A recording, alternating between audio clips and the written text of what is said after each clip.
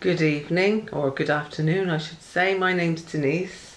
I've just been reading today's text, which is from Psalm chapter 119 verse 101, and it says, "From every bad path I have restrained my feet." And I honestly wish I could say that.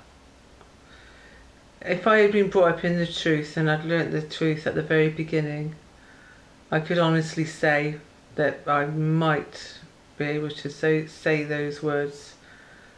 But because I wasn't, and I didn't have Jehovah's guidance, I did many mistakes. And I have suffered for them and still am, big bad decisions And it says it is unwise to wait until something worthless confronts us before we decide what we will do. Matters that scriptures condemn have been made clear to us. We are not ignorant of Satan's schemes, which is so true. It's like today, for example, I went to AA, and then afterwards I went on to, street witnessing, and that was very good. Beautiful sunny day today as well, so I was really happy. Placed magazines, and then one of my friends from AA, she came along, and she was very agitated, and she needed someone to talk to basically. So we went and had a cup of coffee, and she was letting a person that she quite likes destroy her sobriety because he wasn't giving her the attention that she required. She was being self-seeking basically, and then she started thinking she wasn't good enough. Then she started saying that she's not a very nice person. And that whole scenario of confidence had gone. And I just said to her, as long as you show love and you do the best you can and you don't hurt anybody and you're honest with people and you try your best not to let them down or offend them, then you have nothing to reproach yourself about. And she has a good heart, she really has a good heart, and she does actually care about people. It's just unfortunately, we can't control other people's feelings, so we have to accept everyone for who they are and what they are, and not think it's because it's something that we're not, because we all got to live in this world, haven't we? But as far as Satan's concerned, you see, he knows our weaknesses. I said this on a previous link. It's like when Jesus was hungry, he starved himself because he went out in the wilderness, and 40 days and 40 nights he was out in the wilderness, and he was very hungry.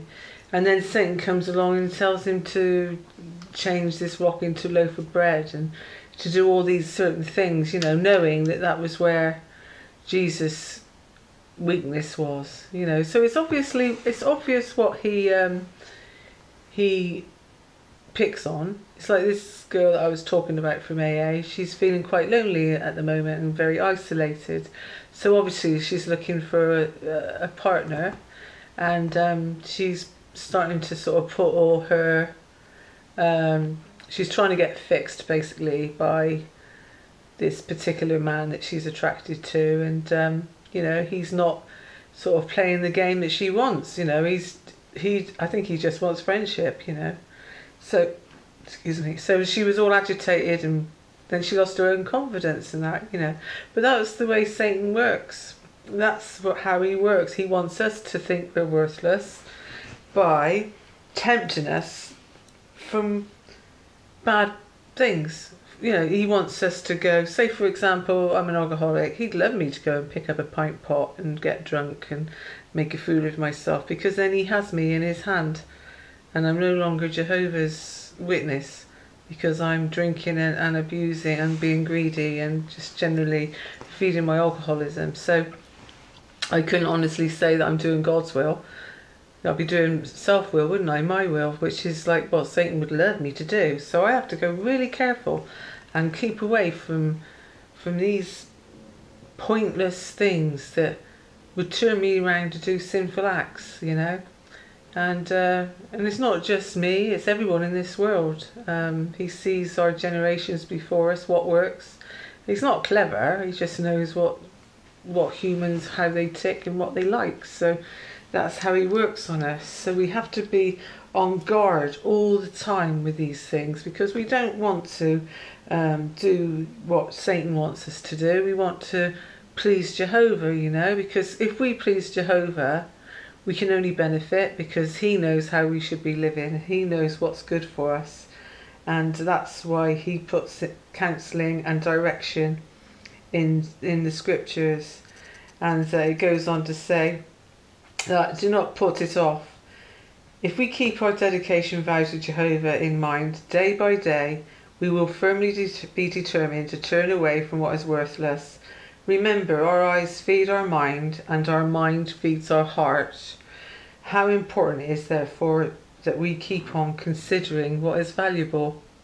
And this is true. Many people get fixed on, like, maybe they see a lovely car, so off they go to work, they work many, many hours to get the money in the bank so then they could finally get this nice car.